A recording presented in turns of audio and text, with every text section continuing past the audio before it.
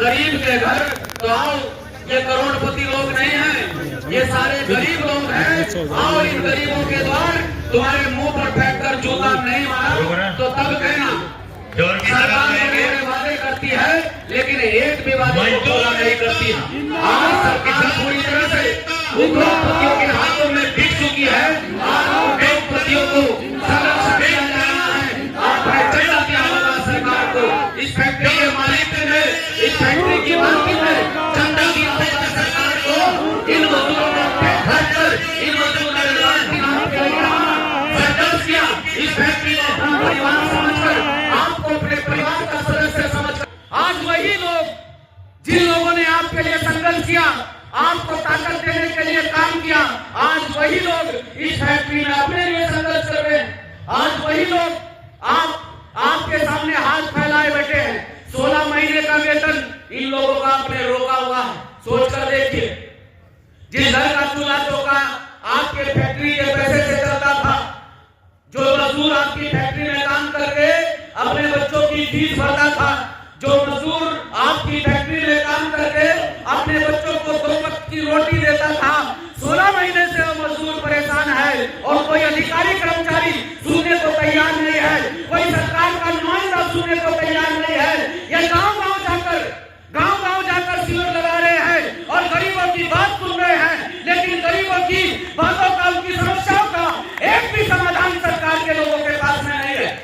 मैं कहना चाहता हूं, मैं चेताना चाहता हूं उन लोगों को भी, मेरी खुली तौर पर चेतावनी है, जो इस क्षेत्र में घूम रहे हैं और अपने आप को राज्य मंत्री का दर्जाधारी मंत्री बताते हैं और कहते हैं, सरकार की सराहना करते हुए, सरकार की बड़ाई करते हैं, तारीफ करते हुए लोगों को गुमराह करते हैं और अपने प्रोग्राम में अपने लोगों को बैठाकर माननीय प्रधानमंत्री जी की तारीफ करवाते हैं। मैं लोगों को चेतावनी देना चाहता हूं कि खुले तौर पर आओ, बैठक करो, डिबेट करो, हम तुमसे डिबेट करने के लिए तैयार है। अगर तुमने 1% भी समाज के हित में काम किया हो, तुमने आज तक धन्ना सेठों के हित में काम किया है, तुमने पूरे देश का पैसा नीरव मोदी जैसे लोगों के हाथ में रखने का काम किया है, जो देश को लूट कर, देश को बर्बाद करके विदेशों में जाकर बस गए हैं, उन लोगों को तुमने ताकत देने का काम किया है। यह सरकार गरीबों की सरकार नहीं है, क्योंकि मैं सरकार को इसलिए कोस रहा हूं, सरकार को इसलिए कह रहा हूं, सरकार के नुमाइंदों को, और ये जो फर्जी दर्जाधारी मंत्री यहाँ पर घूम रहे हैं, उन मंत्रियों को इसलिए कह रहा हूं कि आओ गरीब के द्वार, इन गरीबों की सुनो। ये गरीब है, ये कोई करोड़पति नहीं है, इन गरीबों की तुमको सुननी चाहिए। तुम क्षेत्रों में शिविर लगाते हो, तुम लोगों की समस्याएं सुनते हो, और कोई अपनी समस्या लेकर हमसे सवाल जवाब करता है तो आप से नारेबाजी कर देते हो, उसकी आवाज उठा देते हो। तो यहाँ सामने वाले लोग नहीं है, यहाँ बैंकों में आके जानकर आपसे सवाल करने वाले लोग हैं, क्योंकि हमारे ऊपर आपका कोई खर्चा नहीं है। हमने आपके पैसे से विदेशों में खाते नहीं खुलवाए हैं, हम यहीं के रहने वाले हैं, मजदूर कर्मचारी के बच्चे हैं। हमारी आवाज को आपको सुनना पड़ेगा, इस मजदूर की आवाज को आपको सुनना पड़ेगा, नहीं तो इस मजदूर की हाय लगेगी तुम लोगों को।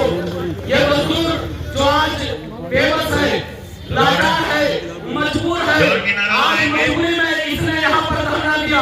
मैं फैक्ट्री पैसा में पहले दिया, आज से मेरी बात हुई, यहाँ से की जरूरत है, आज से मेरी बात हुई मैं फैक्ट्री पैसा में पहले दिया और यहाँ जब मैं फैक्ट्री पैसा लाया था तो अधिकतर मजदूर जो है वो फैक्ट्री की साइड खड़े थे। उनका कहना था कि फैक्ट्री हम नहीं चाहते हैं फैक्ट्री के खिलाफ कोई धरना प्रदर्शन हो, हम नहीं चाहते हैं कि इस फैक्ट्री के खिलाफ कोई नारेबाजी हो, क्योंकि ये हमारा परिवार है और परिवार में ऊंच नीच चलती रहती है। आज नहीं तो कल नहीं तो परसों ये हमें पैसे दे देंगे,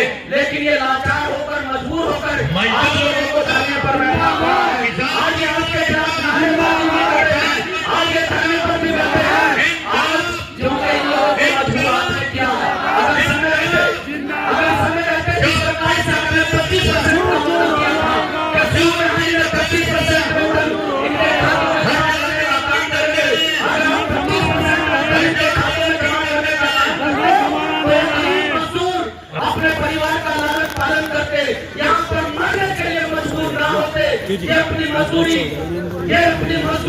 अपने खून पसीने की मेहनत की है।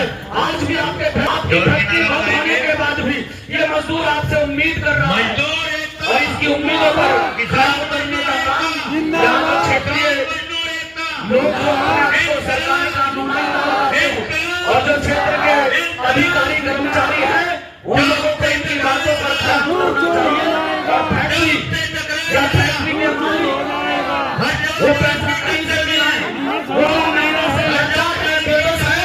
तो हमारी तरफ से आपकी फैक्ट्री को आपका घर मिला हमें कोई मतलब नहीं है, क्योंकि जब तक हम आपके साथ में खड़े थे आपने हमारी बात को मान्य नहीं किया है। आज मजबूरन हम आपके खिलाफ खड़े हुए हैं तो आपका कुछ भी बिके, हमारे घर का चूल्हा चौका चलना चाहिए, हमारे बच्चे की फीस जमा होनी चाहिए, हमारे बच्चे का जो स्कूल बंद पड़ा है वो स्कूल खुलना चाहिए।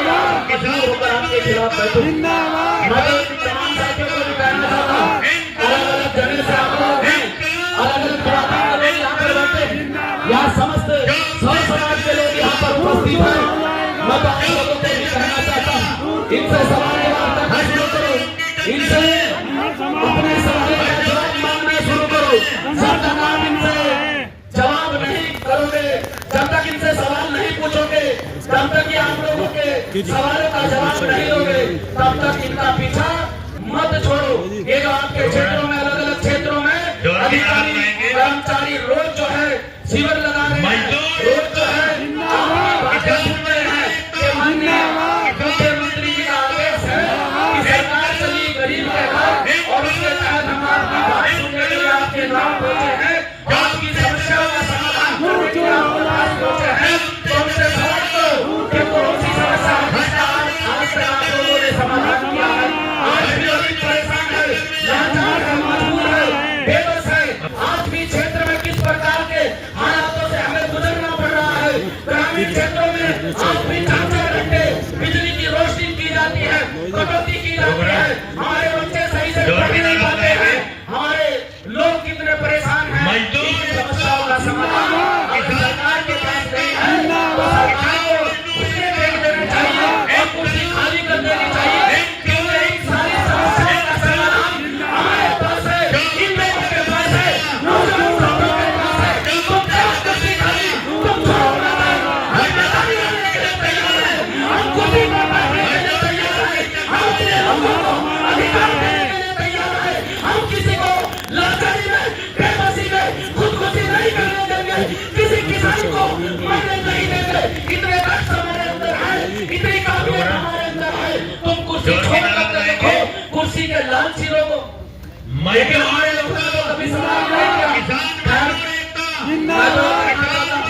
ये जो अनिश्चितकालीन 16 महीने का वेतन आप लोगों को अब तक नहीं मिला, ये अनिश्चितकालीन जो धरना यहाँ पर चल रहा है, ये धरना जब तक ये धरना चलेगा तब तक हम लोगों का